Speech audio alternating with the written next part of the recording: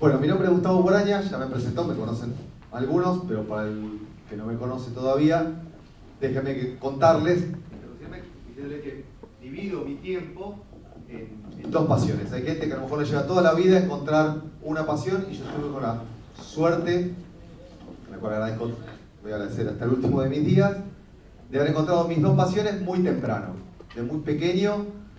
La primera fue la magia, el ilusionismo, y solo fue por una cuestión de tiempo, porque la tecnología no estaba tan desarrollada. A los 10 años más o menos, 11, me agarró el metejón por la informática.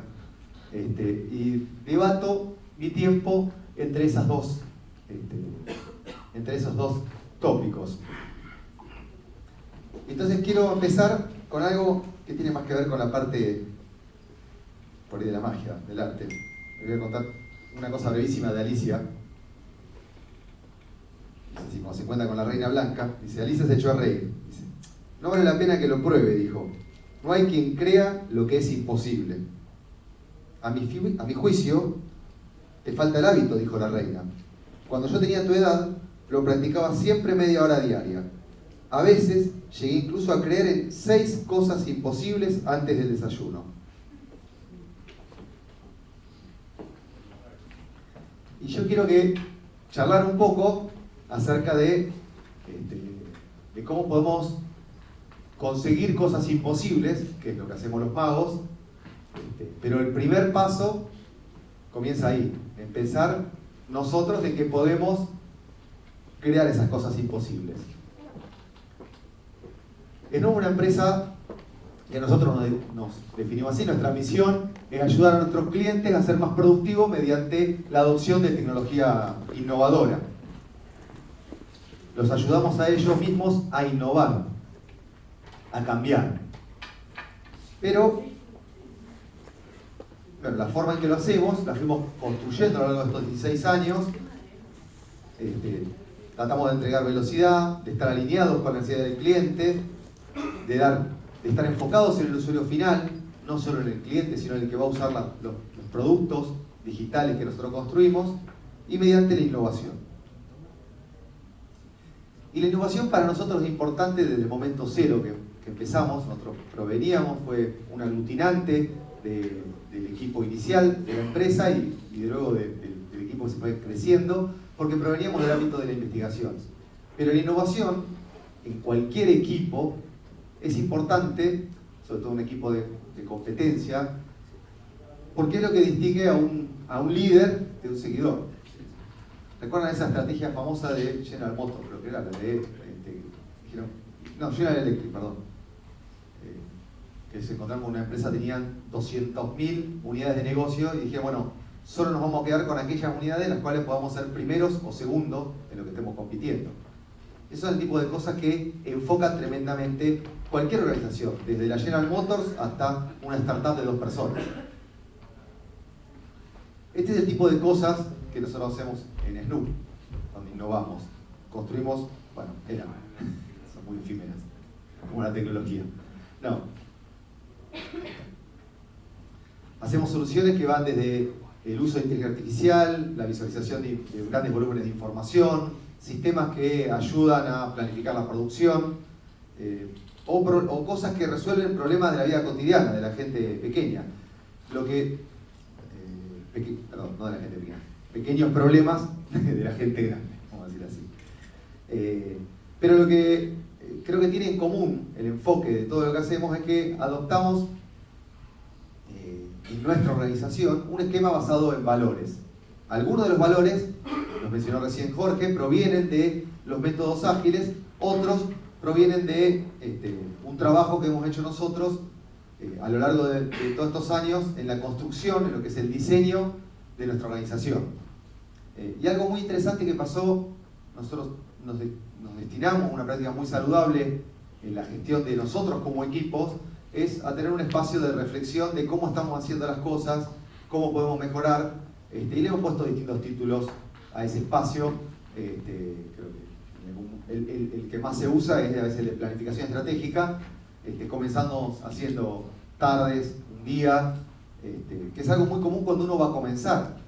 Lo que es tan poco frecuente a veces es sostener esto en el tiempo, una vez que ya uno empezó, a ver si uno puede, si está haciendo las cosas bien, está cambiando y cómo se da el espacio para ver el futuro. En los últimos años le destinamos religiosamente la primera semana del año, la primera semana de enero, no nos vamos ninguno de vacaciones, en pensar ese futuro. Pero quiero ir muy atrás, más o menos el año 2004, ya teníamos 4 años de empresa, y nos pusimos a discutir entre los socios acerca de los objetivos que teníamos nosotros para con la empresa. Y en ese momento votamos todos, muy ingenierilmente hicimos un scorecard con esto. Y bueno, el primero que nos pusimos era que la empresa fuera rentable, ser rentable. Pero el segundo, y por nada de diferencia, que salió elegido por nosotros, era construir una organización que tiene un atributo que le llamamos en aquel entonces la felicidad organizacional.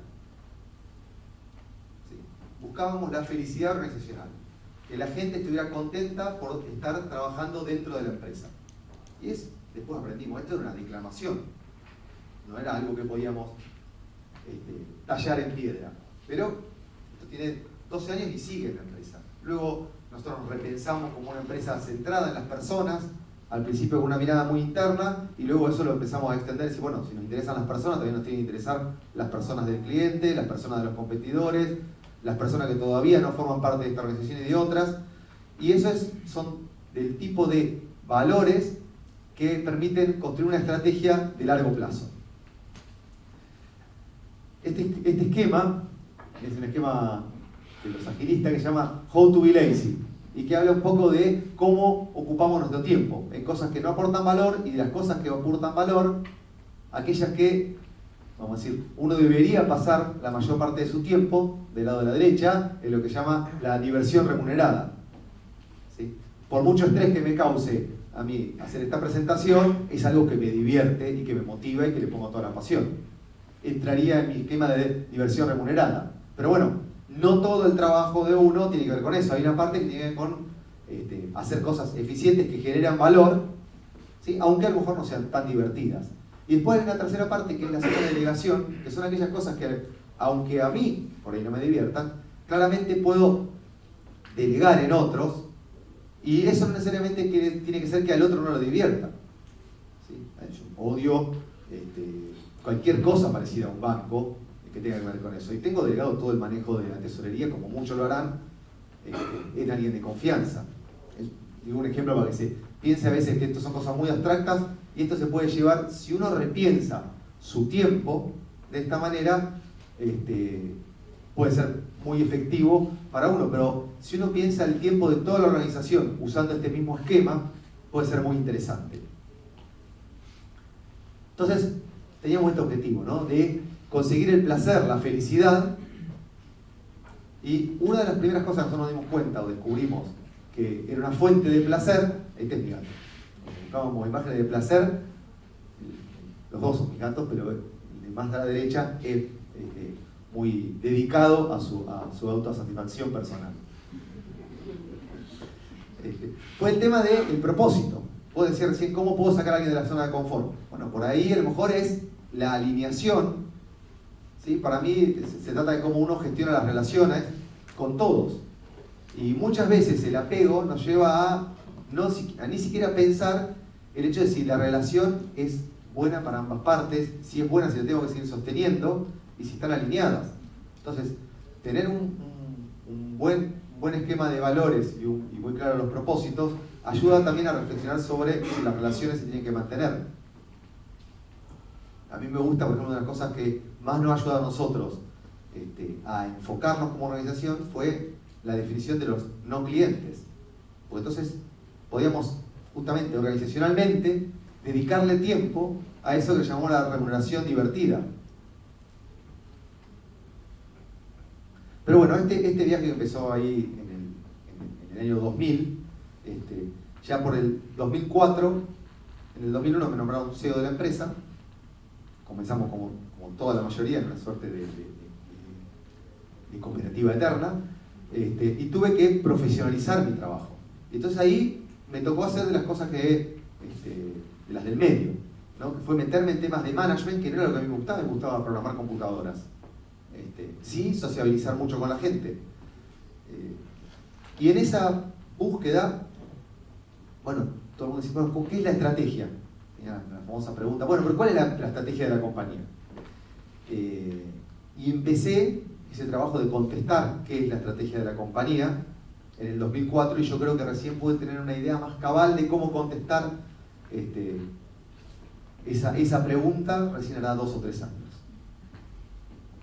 Pero bueno, para contar qué es la estrategia, qué es una estrategia, una de las cosas que llegó a mis manos fue un libro que lo voy a citar, pero que hablaba de una leyenda hindú, después fue tomada por muchas otras culturas, que habla de cuando introducen a un grupo de filósofos ciegos un elefante.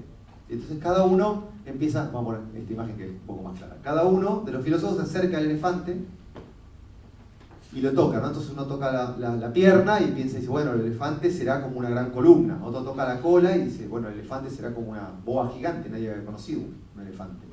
Uno toca la oreja y dice, bueno, será como algo que abanica todo el tiempo. Otro toca la trompa y se piensa que es un tubo gigante un elefante. Otro toca el lomo y piensa que un elefante es la pared. Y lo que pasaba es que ninguno estaba teniendo la imagen completa. Entonces, cuando uno ve solamente la parte, es muy difícil tratar de recrear la idea completa. Bueno, más o menos lo mismo pasa con la estrategia. La estrategia es un concepto abstracto.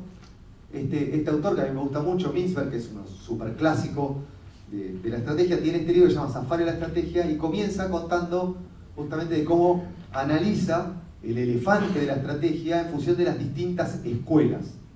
¿Sí?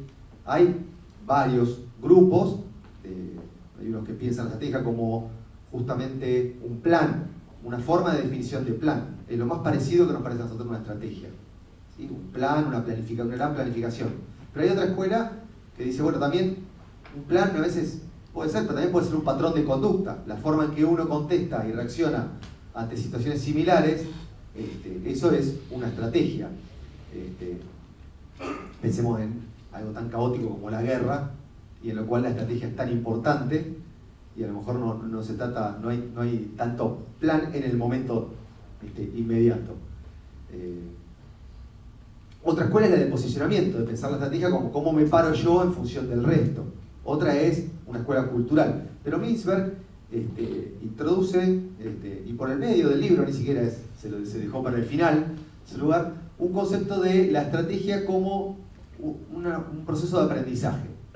¿Sí? Como un proceso de aprendizaje organizacional. Y vamos a hablar un poquito más de esto más adelante. La verdad que nosotros lo que hicimos en entender la estrategia de esta manera fue tomar y usar cada una de las herramientas que podíamos y estamos usando y vamos a seguir usando de las distintas escuelas. No es que planificar es malísimo o no aprender, uno que planifica no aprende. Pero es importante también pensar el posicionamiento o la visión espacial que uno tiene del mundo. Lo siguiente fue decir, bueno, una vez que empezamos a elaborar esta cosa llamada estrategia, pues bueno, ¿cómo la ejecutamos? Y lo primero es, bueno, dado que nuestro trabajo es netamente social, colectivo, somos trabajadores del conocimiento, como dijo Jorge recién, pero en un sentido incluso hay distintas funciones cuando uno trabaja en el conocimiento. En nuestro caso nos toca muchos aspectos de esa cadena de valor, porque hay un punto en el cual nosotros hacemos adquisición de conocimiento para poder sostener esta innovación permanente. Hay un punto en el cual tenemos un área de +D que crea conocimiento. Hay cosas que se descubren, hay cosas que se aprenden, y ese conocimiento tiene que fluir dentro de la organización para transformarse en una oferta para nuestros clientes. ¿Sí? Inicialmente trabajábamos muchísimo nosotros, como creo que funciona la mayoría de la industria, ofreciendo soluciones. Y la verdad que creo que un cambio interesante que hicimos a fuerza de aprender y de reinventarnos fue la de tratar de entender más los problemas, de empezar a poner tanto foco, y eso fue una innovación en nuestra organización. Poner tanto foco al escuchar, y hoy la verdad que nos atrae mucho más escuchar problemas de los clientes que ir a ofrecer soluciones. Porque seguro vamos a encontrar lo difícil son tener esas comunidades de problemas. Bueno, pero volviendo a esto, teníamos que estructurar, dar una estructura, una forma a la organización. Una forma que sirviera para esa estrategia. Y en el año 2007, nosotros fuimos evolucionando distintos esquemas de estrategia. Trabajamos muchísimo en un proceso de fusión con un competidor de aquel entonces. Desgraciadamente, ese proceso requirió muchísima energía de la organización, fracasó, falló. Sería lo equiparable a cualquiera de estas cosas. Pero, al igual que hacen las organizaciones inteligentes, dice, bueno, a ver, ¿qué podemos aprender de este proceso? Y algo nos había dejado. Durante ese proceso, el riesgo más grande que teníamos que mitigar era como ya teníamos un tamaño importante, las dos empresas, era cómo mitigábamos los riesgos, los riesgos de la integración de dos culturas diferentes, dos estructuras diferentes y demás. Hicimos lo que hago siempre que no sea algo, que es buscar a alguien que sepa del tema. Y justamente el colega de la otra parte dijo, mira, yo tengo un especialista, recontra especialista en psicólogo social e ingeniero, un bicho muy raro, especialista en la estructura de las organizaciones. Leonardo Schwarzstein, a quien le debo mucho de lo que les voy a contar ahora. Y trabajamos con él en cómo podía ser la estructura de la potencial organización fusionada. Bueno, la fusión no se dio, pero de ese proceso ahí me quedó el método de trabajo y la conceptualización de una estructura organizacional que sirviera para concretar la estrategia. La mayoría de las estructuras son como esto, ¿no? Son una cosa jerárquica, eterna, la mayoría de las que vemos y las que vemos de los libros de texto. Leo me acercó a un autor que se llama Elliot Jacques, que plantea un diseño de una estructura organizacional que se llama la organización requerida.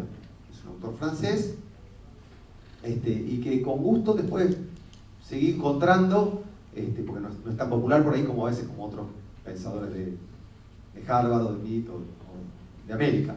Pero que encontré que muchos de los agilistas adoptan esta forma de estructurar la organización, en la cual se piensa la organización como un lugar en el cual uno puede desarrollar el máximo potencial que tiene la gente que trabaja en ella. Es el concepto bien breve, y se trabaja en función de el nivel que uno ocupa en el estrato de la organización, entre otras cosas, tiene que ver un poco con el potencial de planificación que uno tiene hacia adelante. El tipo de problema que está resolviendo, si tiene que ver con el día, con la semana, con el mes, el año, el lustro o los próximos 50 años, porque es un patrón de diseño en el mismo sentido que la informática. Es algo que permite gestionar o pensar la estructura organizacional y las relaciones entre partes, tanto para una empresa muy pequeña o para un equipo pequeño como para una estructura como el ejército. Y de esa manera fue como construimos este diseño organizacional que nos duró desde el 2007 hasta este año. Este año en el cual lo que estamos haciendo es fine-tuning, ahora les voy a contar, pero en el cual está separado. Un problema que teníamos antes en la organización era que teníamos separado las funciones, era una estructura funcional, habíamos hecho copiando y mirando cómo eran otras estructuras. Entonces teníamos la parte comercial, la parte productiva, la parte de administración. Y eso era completamente disfuncional para nuestro negocio. El primer problema que se planteaba era, los vendedores decían, mirá, vendí casi este oso fenómeno, y los programadores veían esto como un oso crudo que había que matarlo y cocinarlo. Dicho de otra manera, los vendedores pensaban que traían negocios buenísimos y los equipos que tenían que ejecutar los servicios decían, esto es horrible, y viceversa. Los equipos comerciales veían como que los equipos productivos arruinaban todos los negocios que traían. Es una estructura muy típica en determinadas organizaciones, pero en las empresas de servicios es bastante mala. Y también, de nuevo, previo a eso es previo a conocerlo a Leo, yo lo que había hecho había visto cómo se estructuraban las organizaciones de servicios profesionales exitosas. Y todas estaban estructuradas con unidades de negocio. En general, los nombres de los socios figuran, piensen en PricewaterhouseCoopers, piensen en los grandes estudios de abogados, piensen en cualquier compañía de servicios profesionales, de estudios de diseño, de arquitectura, no solamente de software. se estructuran de esta manera. ¿Y qué tiene la estructura de unidades de negocio? Bueno, que el que vende es responsable también de la ejecución de lo que vende. Y ese fue el patrón que nosotros adoptamos en nuestra estructura, es lo que figura en las líneas rojas, y usamos un criterio para separar que no viene al caso ahora. Luego, los siguientes son tener áreas de soporte, funciones de soporte que le den apoyo a esa estructura, y funciones de resguardo. Las funciones de resguardo es algo tampoco tan típico en las organizaciones. Son un tipo de función especial que uno pone para resguardar activos tangibles, lo tipo que uno hace por la auditoría, pero también los intangibles. En nuestro caso, la relación con los clientes, la gente, los procesos, la calidad de nuestros procesos, ¿sí? Cómo cuidamos. Entonces le dotamos de una entidad a toda esa parte que cuida los activos tangibles e intangibles, la marca, por ejemplo, en nuestra organización. Y este modelo de diseño organizacional persiste hasta hoy. Hace poco, el año pasado, a una incidencia lo contraté para revisar la estructura. Es un consultor excelente y muy caro. Me dice, cuando me pasa, digo, es caro. Me dice, pero mira, le amortizaste 7 años la estructura. No pude decir nada, me estaba vendiendo por valor, como decía recién Jorge. Y era, cuando yo lo pienso, la inversión fue baratísima. De hecho, trabajamos el año pasado en función de resolver o de evolucionar esta estructura a una estructura que es esta que está acá, que nos resuelve otros problemas. ¿Cuál era el problema que teníamos? Si bien esta estructura nos permitió crecer, sostenernos y madurar, otro modelo que nosotros usamos aparte de la revisión requerida, es un modelo que se llama de ADICES, que si buscan lo van a encontrar, que habla de los estadios, el ciclo de vida que siguen las organizaciones desde que nacen hasta que se maduran y luego cuando empiezan a morirse. Entonces el tema se trata de maximizar el tiempo que uno pasa en el estadio de la madurez, ¿sí? Lo mismo que queremos hacer los adultos hoy. Queremos llegar a grande rápido y parar ahí. A lo sumo nos quedamos en Peter Pan, ¿no? 50 años, la expectativa de vida que hay. Bueno, pero un problema que teníamos era justamente la gestión de conocimiento. La estructura era muy buena para manejar la gobernanza de nuestros procesos y el crecimiento, pero segmentaba el conocimiento, sobre todo en lo que tenía que ver con nuestros clientes, por un lado, en las industrias de nuestros clientes, y por otro lado, en la gestión de prácticas. Nosotros somos una empresa de especialidades, voy a usar el término especialidades por ahora, dentro de un rato me voy a de prácticas. Somos una empresa que vendemos innovación y vendemos especificidad en determinados conocimientos. Entonces, ¿cómo hacemos para gestionar? Ese era un problemón. Problemón porque es el core de nuestro negocio. Esa gestión del conocimiento que va desde la adquisición, la creación, la difusión y la activación y transformarlo eso en un bien de capital. Entonces, construimos una estructura más compleja que la que teníamos antes. Lo que perdimos fue un poco de simplicidad, no mucho, pero un poco, porque la estructura ahora tiene 2 dimensiones. De hecho, cuando nos pusimos a repensarla, podíamos tener 3 o 4, en la cual introducimos por encima de la estructura de unidades de negocio una estructura transversal que tiene sus reglas de gobernanza diferentes y su función diferente, mientras la estructura de unidades de negocio, su objetivo es crecer en negocios, la estructura horizontal, su objetivo es crecer en capacidades. Y a mí me gusta pensar la organización como de la misma manera que pienso un individuo. Entonces, un punto complejo cuando uno hace gestión de conocimiento es que una cosa es el conocimiento que tienen los individuos, que es relativamente fácil de gestionar. Uno hace un plan de capacitación, y si la aptitudes, las habilidades, las capacidades, puede gestionar cómo evoluciona. Pero eso no tiene nada que ver con el conocimiento organizacional. El conocimiento organizacional es que cuando sale el equipo, juega más o menos de la misma manera, y si el equipo tiene integrantes nuevos, que es lo más usual, encima nosotros estamos en un escenario donde el caos y el cambio es la única constante en tecnología. ¿Por qué? Porque hay una variabilidad universal en los recursos, en la gente, no me gusta usar la palabra recursos, en la gente que ejecuta los proyectos producto de la guerra por el talento. Entonces, ¿cómo manejo ese problema? Es un problema que tienen todas las organizaciones de sistemas. Algunas se han realizado, se han dado cuenta que lo tienen, y otras todavía no se dan cuenta de esa parte. Hay distintas estrategias, las vamos a ver dentro de un rato, pero lo primero fue construir una estructura organizacional nueva, esto lo acabamos de lanzar, que nos facilite esos procesos. Es una de las herramientas para ejecutar la estrategia. Un zoom de eso. El pensar la estrategia, lo que nos da y lo que nos permite dar es foco.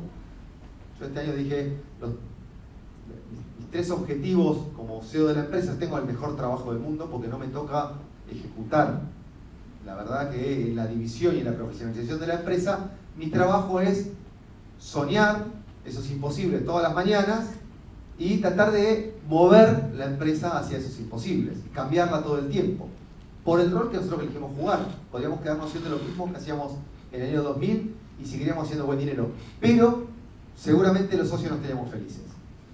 Y lo pusimos como una cosa, y somos parte de la organización, una parte importante, que ejecutamos liderazgo. Nos da felicidad la innovación también.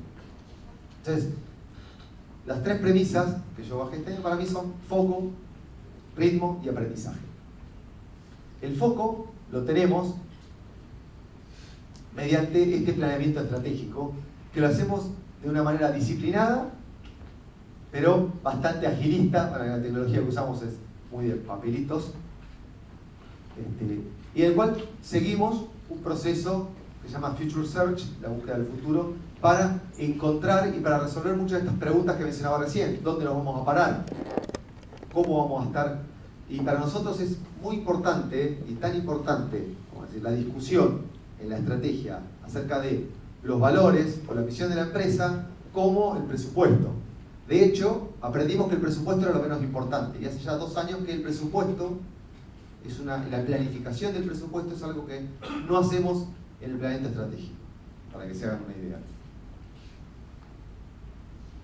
Esto, que es una herramienta muy tradicional, que es un mapa estratégico, hace 3 años incorporamos esta tecnología de gestión en la empresa, y lo fuimos evolucionando y nos fuimos apropiando, y lo vamos a seguir evolucionando y apropiando, pero es lo que nos da el mapa de ruta hacia lo cual vamos a hacer foco en la organización. Esto suena espantosamente antiágil. ¿Por qué está hablando de esto? Bueno, ahora vamos a conectar los puntos. El segundo punto, que tiene que ver con este cómo miro para hacia adelante,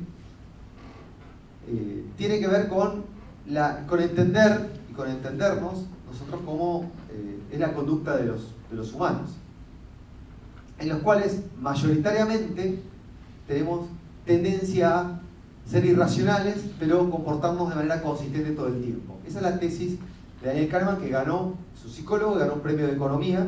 No me voy a meter acá, pero hay una charla de mi socio de Candelo muy buena que explica el concepto basal de Kahneman, pero sí voy a tocar un punto de esto, que tiene que ver con el tema de la agilidad, y que tiene que ver justamente con la incertidumbre. En general, dice Chris Matz, que es uno de los agilistas conocidos, la escala de la preferencia racional, si yo les pregunto a todos ustedes, ordenen, díganme su preferencia a la hora de tomar una decisión, hacer una recomendación, discernir sobre algo, me van a contestar algo parecido a esto, que es, lo primero es prefiero estar correcto, después no saber, tener la incertidumbre de si lo que digo es correcto o no, y por último estar equivocado. ¿Concuerdan? ¿Sí? ¿Alguno lo ordenaría distinto? Pues, muy bien, neurótico. No. Puede ser. Puede ser. Pero si pudieras elegir, decir lo que voy a hacer, lo que voy a decir, normalmente vas a querer tener razón en algo que vas a hacer. No vas a empezar algo para equivocarte. Pero es un punto de vista distinto. Lo vamos a anotar y confirma tu neurosis. Pues ya sabes. Ahora, lo interesante, y ahora sí es donde todos somos unos neuróticos bárbaros, es que decimos y verbalizamos casi todos de esta manera, no dejo hacer aparte, pero lo observado, el comportamiento observado es este, y el mundo anda como anda por esto, en lo cual todos, salvo Seba, preferimos estar correctos primero, pero después lo siguiente es, preferimos emitir un juicio, aunque esté errado. Lo que más terror en general a la gente es la incertidumbre. Entonces, cuesta muchísimo. Piensen cada vez que un jefe, un cliente o un empleado, o alguien que trabaja para ustedes, delegado por ustedes, ¿sí? Para empezar todo el tipo de cosas, vino y los apretó para que hagan un juicio. Dicen, no, pero decime ahora, ¿cuándo va a terminar esta obra? ¿Cuánto va a costar? ¿Cuándo va? ¿Sí? A todos nos pasa. Y vas a perder, gana otro. Claro, preferimos, bueno, y me juego y tomo, y aparte nos automentimos, es maravilloso como nos convencemos, decir, bueno, 2 por 4, 8, digo, sacamos cuentas, hacemos falso cientificismo, usamos heurísticas, miramos al pasado para predecir el futuro, que ya, ¿sí? Bibliotecas enteras escritas alrededor de lo inútil que suele ser eso. Pero en general tendemos a hacer pronósticos a sabiendas, muy en lo profundo de nuestro ser, de que no tenemos la más puta idea de si estamos correctos o no. Y el mundo anda alrededor de esto. Ahora, lo genial para mí de Kahneman y de todos los que trabajan, porque hay muchísimo hoy del lado de la neurociencia alrededor de esto, está en que una vez que te dicen, che, mirá que vos que sos de la especie ser humano y tenés un acervo cultural, te comportás siempre de esta manera, podemos tomar la decisión nosotros de cambiar nuestra conducta conscientemente, es decir, la persona me pregunte, tengo la posibilidad, una vez que dejo de hacerme el boludo, si me permiten el cientificismo, al respecto de que opero de esta manera, puedo cambiarlo. Y esa ya es una decisión íntima de cada uno. Bueno, nosotros como organización tratamos de cambiar eso. Y es dificilísimo, porque de nuevo, la exigencia y la presión, como se las conté recién, viene de 360 grados. Todo el mundo quiere certeza. Yo a la gente que trabaja conmigo en la empresa, lo único que le puedo decir es, bueno, tomamos todas las decisiones de la manera más sostenible posible, porque queremos crear una empresa que dure 50, 100, 1000 años.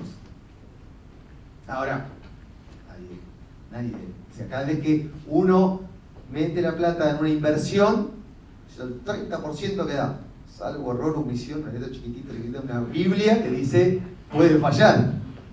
Pero confiamos en decir, no, compré bonos que dan el 38%.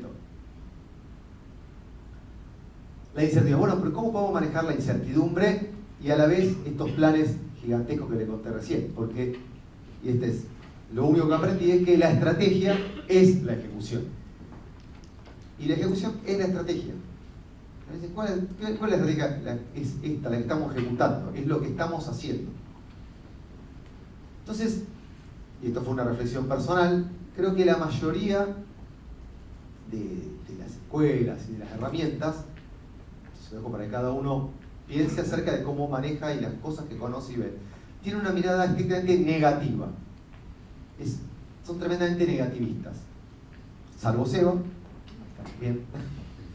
Son muy negativas, en lo cual estamos siempre pensando en los riesgos, los problemas, y dejamos muy poco espacio, o sea, cómo resolvemos problemas, cómo mitigamos riesgos, que son problemas que están por venir, ¿sí? Y dejamos muy poco espacio para pensar y gestionar con el mismo énfasis las oportunidades, por ejemplo, o para atender las fortalezas que tengo. Estoy pensando por ahí muy preocupado en mitigar las debilidades y muy poco destino del esfuerzo organizacional a proteger las fortalezas. Fíjense, esa estructura, esa maravilla que nos vino, la pensó otro, de tener las funciones de resguardo, heredamos algo que nos permitía, no fue pensando en esto, proteger nuestras fortalezas. A mí me gusta esto, los chinos tienen, dice la leyenda, estos dos, no sé chino, así que para mí es una leyenda todavía, que utilizan 2 ideogramas para describir crisis. Y si uno lo divide en 2, a esos ideogramas, la parte de arriba significa amenaza o peligro y la de abajo significa oportunidad. ¿Sí?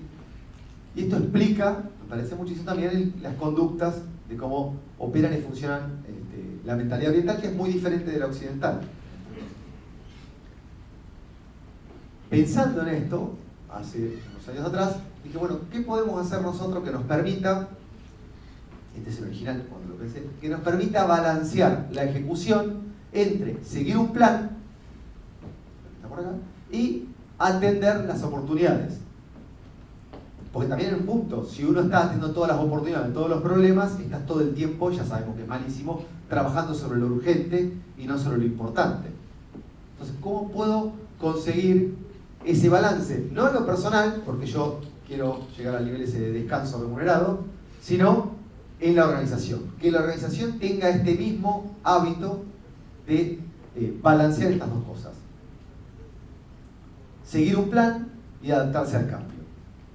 Entonces, ahí sí hay una serie de herramientas que nosotros incorporamos de las metodologías ágiles para apoyar este modelo de ejecución. Lo primero de todo es, lo único que es invariante, o que uno puede ponerse como invariante en un contexto de cambio complejo y caótico,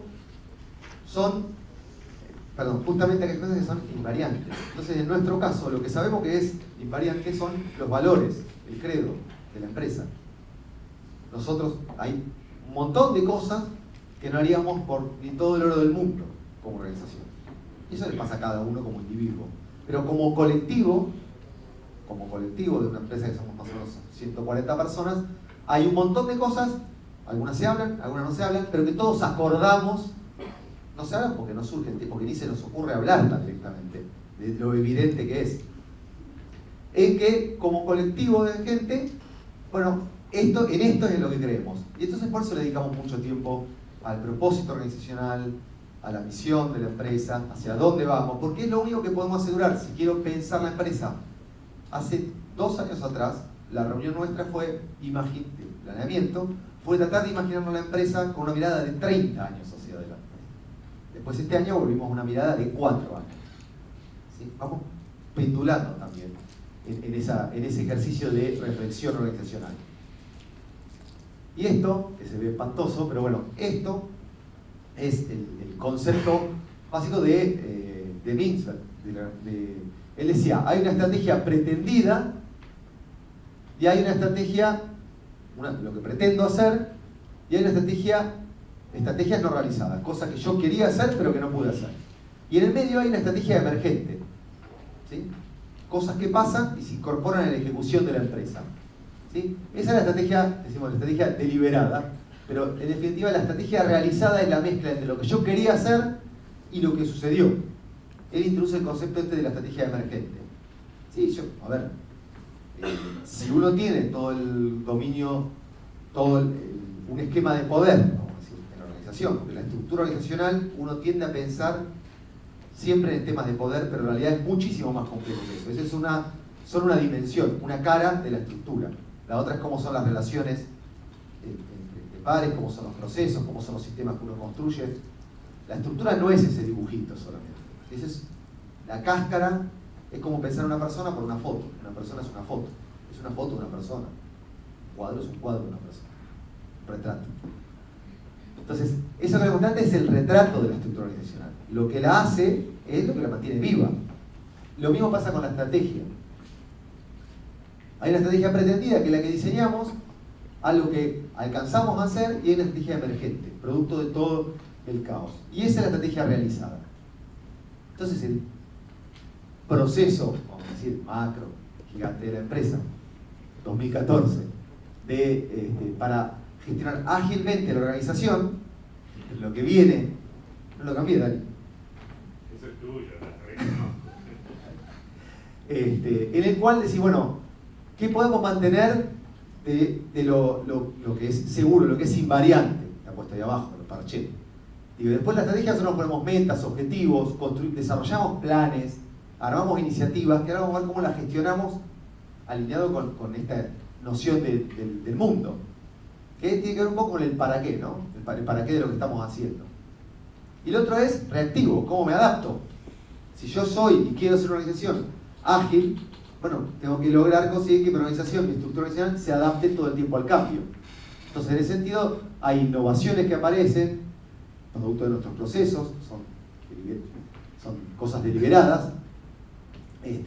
Hay problemas que atendemos, oportunidades, ¿sí? Falencias, nosotros llamamos no conformidades, iniciativas que surgen de abajo, y eso tiene que ver con lo que está pasando. Esto es como una mirada del futuro y esta es una mirada de lo que pasó. Mira, pasó este problema. ¿Qué hacemos para atajarlo? Un riesgo es algo que está en este espacio, en el futuro, algo que puede pasar. Entonces, lo que armamos, o estamos armando, fue un sistema, o estamos armando, un sistema de gestión que contemple estos dos mundos. ¿Sí? Un modelo de gestión que nos permita mantener el ritmo organizacional pendulando entre estos dos mundos. ¿Sí? ¿Sí? ¿Me siguen más? Y una de las primeras herramientas que usamos de hace un siglo nosotros en la empresa, a ver si esto anda. ¿Es una empresa de un siglo? ¿Eh?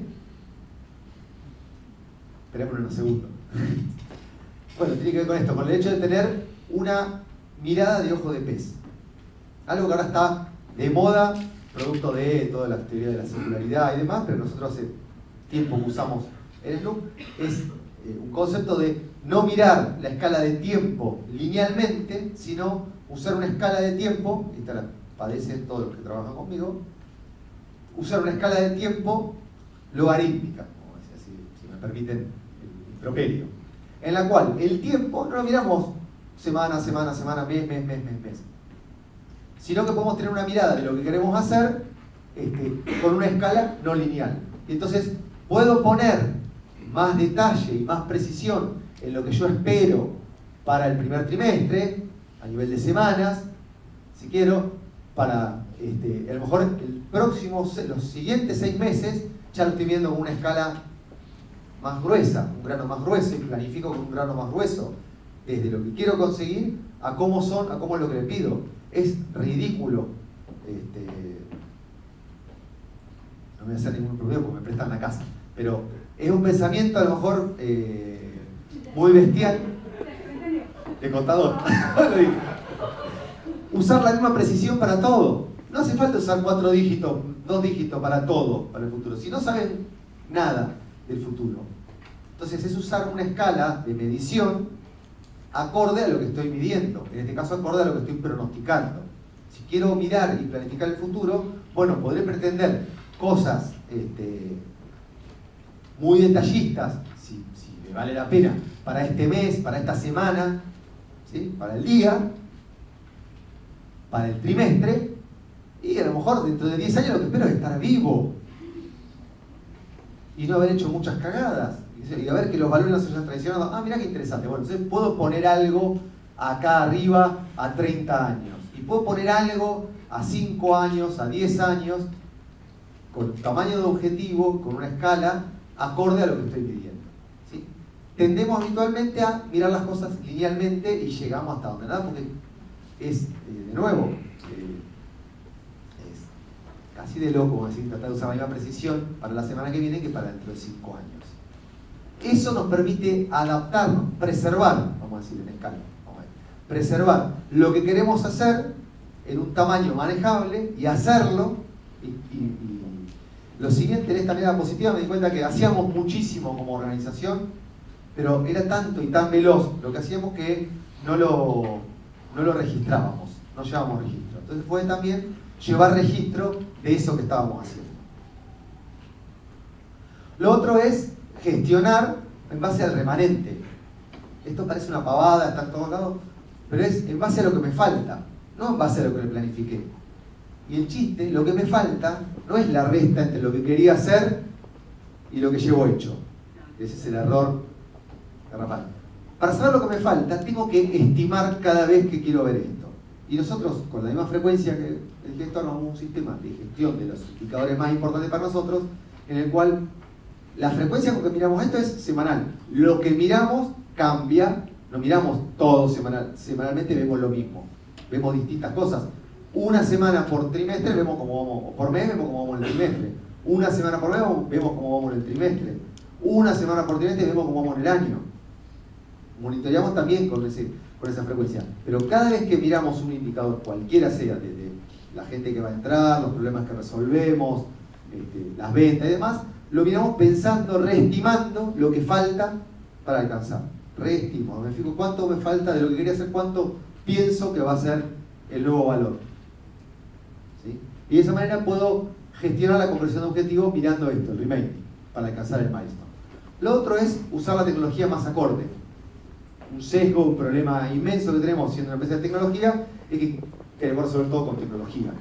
Horrible, malísimo. En general, yo descubrí que la computadora y los sistemas es lo que se interpone entre el proceso, la práctica o lo que quería hacer la persona y la realización de lo mismo. ¿No? Usted pone la password, horror, horror.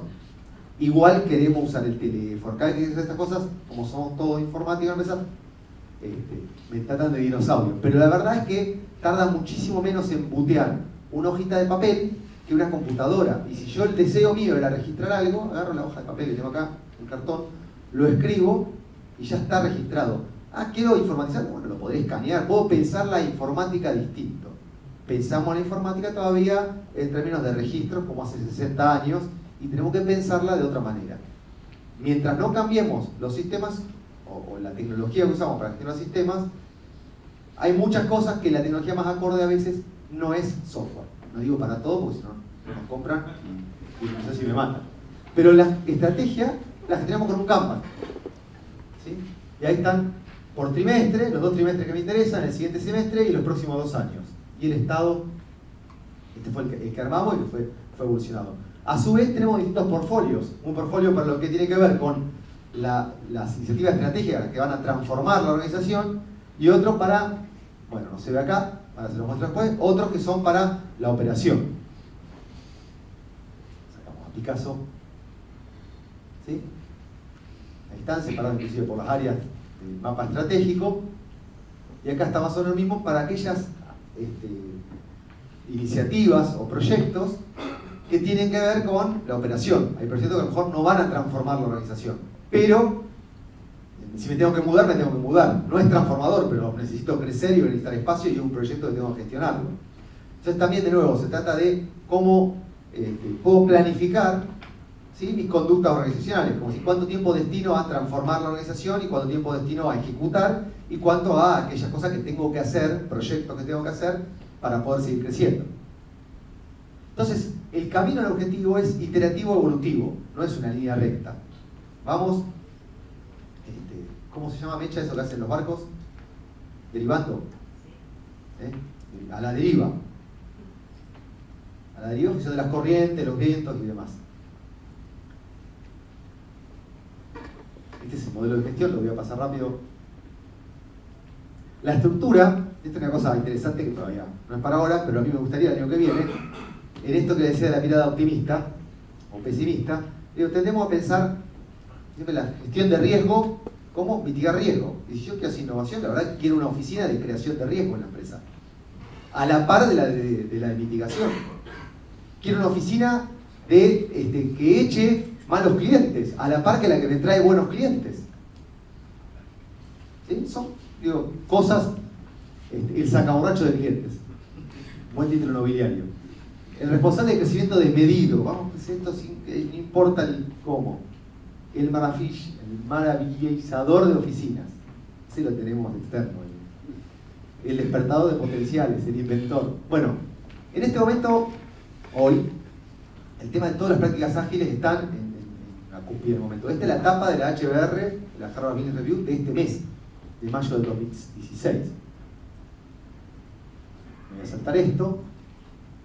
Me voy a saltar esto. Esto es más o menos, creo que Jorge algo contó, y la tarde seguro se va a hablar, pero es más o menos el proceso grande que nosotros seguimos para ejecutar cualquier proyecto, en el cual son iteraciones cortas, dentro de iteraciones de un día, dentro de iteraciones cortas de 2 a 4 semanas.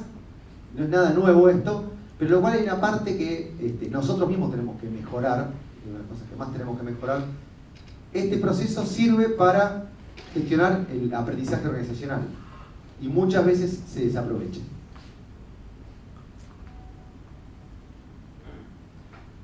Bueno, esto a mí me parece genial también de la estrategia. La única ventaja competitiva que creo que esto aporta es la capacidad de aprender más rápido que la competencia. Como dicen, innovar más rápido que la competencia. Entonces, ¿cómo aprendemos? En lo mío, los magos. Una cosa interesante es que una buena forma de aprender el ilusionismo, Yo soy muy escondedor, así que no se hagan ilusiones de que le vaya a contar nada útil. Pero tiene que ver con esto. Si yo le mostraba este lado acá, solamente decir, bueno, esto salió de un libro de medicina, porque dice la falange, el metacarpio, el tenar, el surco de la base del dedo, del exterior. Y de este lado está lo mismo de la baraja. ¿Por qué? Porque una forma de aprender la técnica, ¿sí? Toda la magia tiene técnica como pasa con cualquier arte, al menos cuando uno quiere llevarlo al nivel artístico. Requiere, aprender técnicas distintas de las que hace cualquier persona. ¿Qué tiene que ver de cómo uno sostiene la baraja en público, cómo agarra una bola, cómo se para en el escenario, cómo mueve, cómo hace aparecer o desaparecer algo? Eso no lo hace la gente normal. Pero para aprender esas técnicas, un ejercicio excelente es, una vez que uno la aprendió, leyéndola, viéndola, pensándola, una vez que uno la incorporó, está la verbalización. Porque eso hace que eso se meta dentro de la cabeza. Entonces, para poder verbalizar bien una técnica muy refinada como la cartomágica, bueno, es importante saber con qué músculo estoy sosteniendo, con qué dedo estoy haciendo tal presión, cómo empujo una carta, la sostengo, de qué manera, en qué momento. ¿Y esto qué tiene que ver con esto? Bueno, porque el hecho de eso uno se lo está enseñando a sí mismo. Cuando uno verbaliza, bueno, voy a tener la baraja en la mano relajada, en posición de dar, bla, bla, bla, bla. No me meto más en líos. Se está enseñando a su cerebro. Como organización es muy importante que hagamos lo mismo, que es cada vez que aprendimos algo, o inclusive el aprendizaje puede ser ahí sí, de la falla, un problema inmenso que tiene el sistema científico que solo publica los resultados exitosos. Nadie dice, queríamos probar la vacuna del SIDA y fallamos acá, no sale esa publicación. Bueno, nosotros por lo menos podemos ser más listos e internamente hacer este ejercicio de enseñar a la organización tanto lo que funcionó como lo que no funcionó. Entonces en esto es algo muy importante y muy práctico que vamos a hacer, el hecho de incentivar y fomentar dentro de nuestros grupos el tema de las presentaciones internas y las charlas y hacer que lo hagan la mayor cantidad posible. Porque la que está aprendiendo ahí no son las personas, es la organización la que está aprendiendo ese hábito. Lo siguiente, bueno, esto, lo de no tenerle miedo a los errores.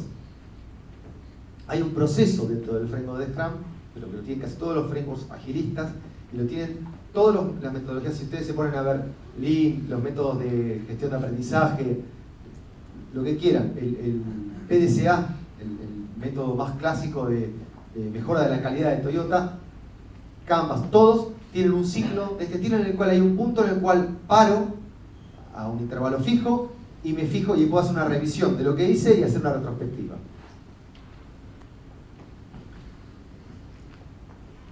La práctica actual, vamos a decir, la tendencia actual y hacia ese lado donde nosotros nos dirigimos con Snoop, es hacia gestionar los dos tipos de conocimiento, el tácito y el que está en la cabeza y el que no está codificado. El tácito es el conocimiento explícito, la información, que para eso tradicionalmente, de nuevo, los que vendemos software, tratamos de vender software para hacer gestión del conocimiento, que van desde wikis, herramientas de chat, bla, bla, un montón de cosas.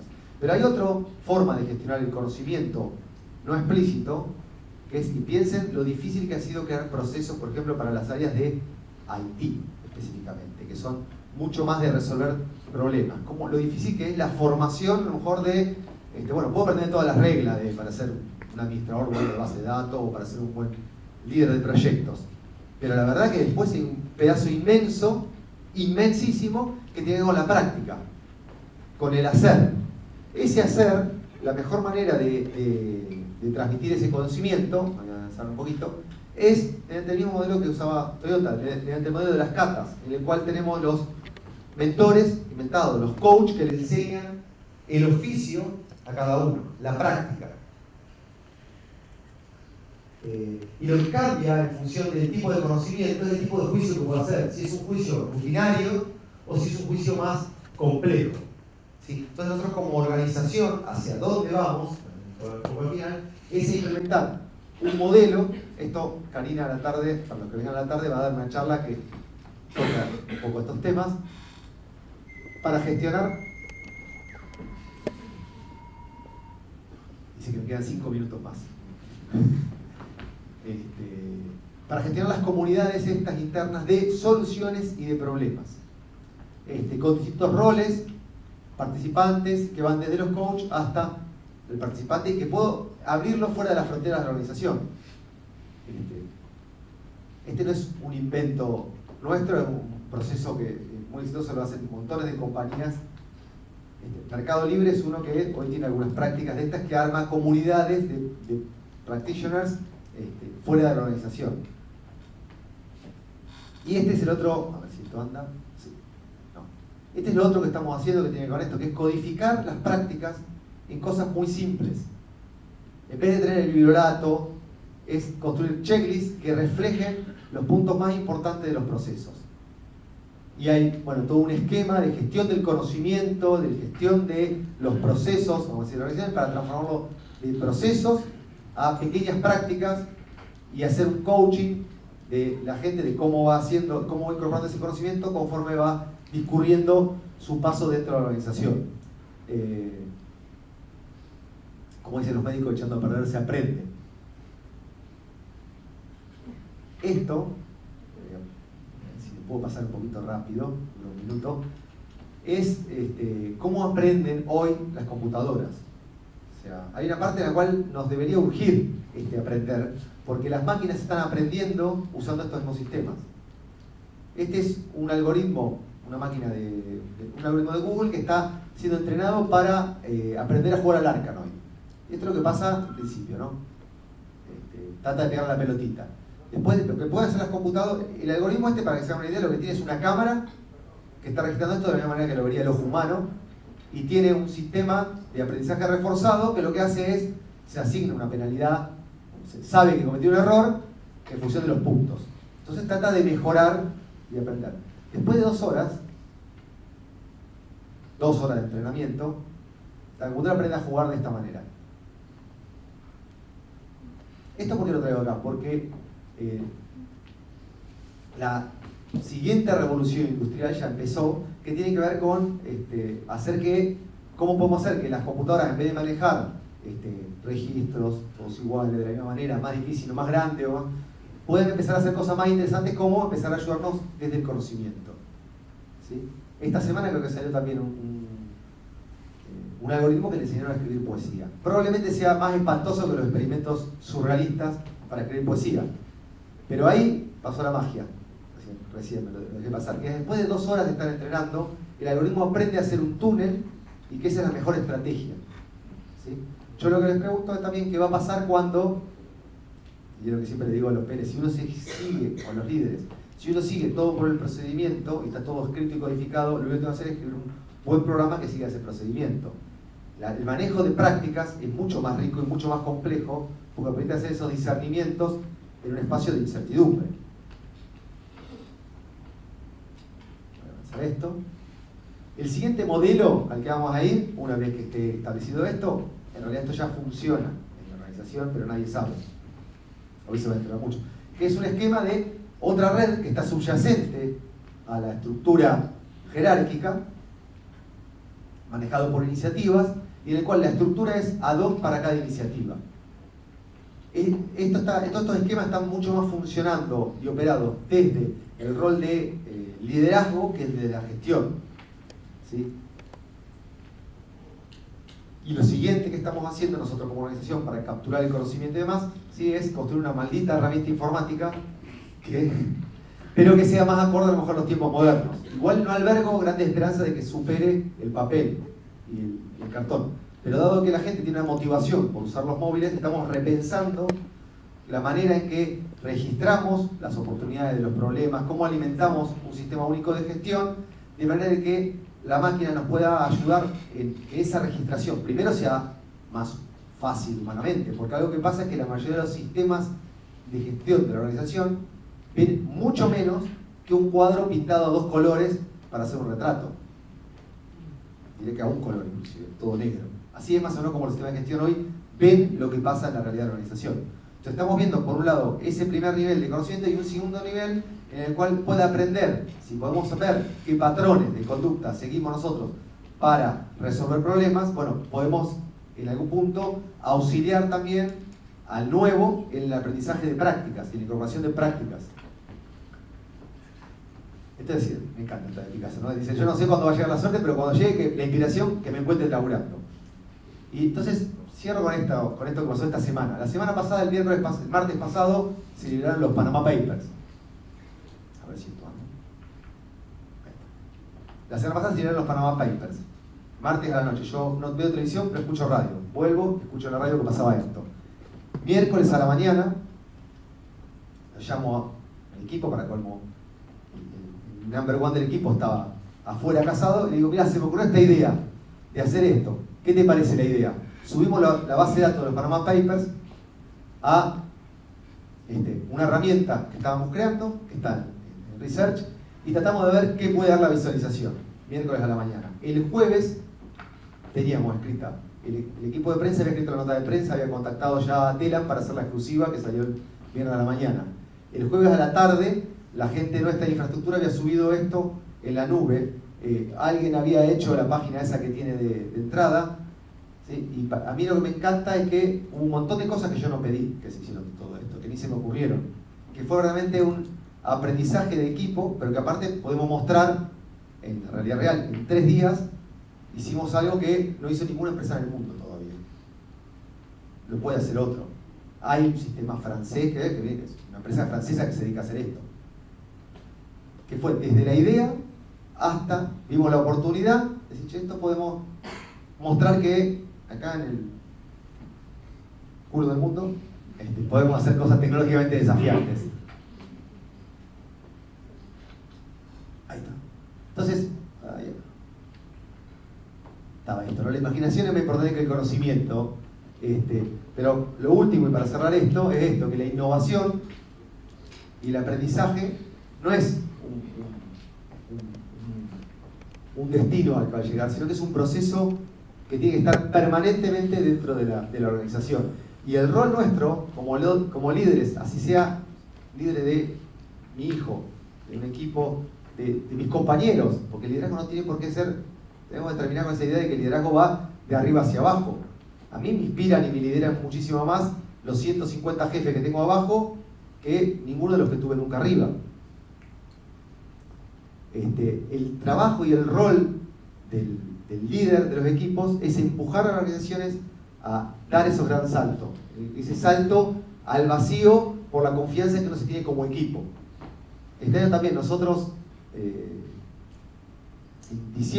septiembre, noviembre del año pasado, creo que salió, me falla la memoria, salió la nueva norma ISO de calidad. Nosotros veníamos leyéndola, interiorizándola y preparándonos para eso. Y salió en octubre, noviembre creo que en el mundo, y en diciembre ya estábamos listos para certificar. Tardamos más en tener el turno y conseguir y demás, y creo que fuimos la primera empresa en la Argentina y una de las primeras del mundo en obtener ese nivel de certificación de calidad. Nada, bueno, espero que, si luego la charla, mañana a la mañana, antes del desayuno, se tomen media horita y traten de pensar 6 cosas imposibles que puedan hacer, y con eso vamos a innovar todos. Creo que vamos a ser un poco mejores. Gracias.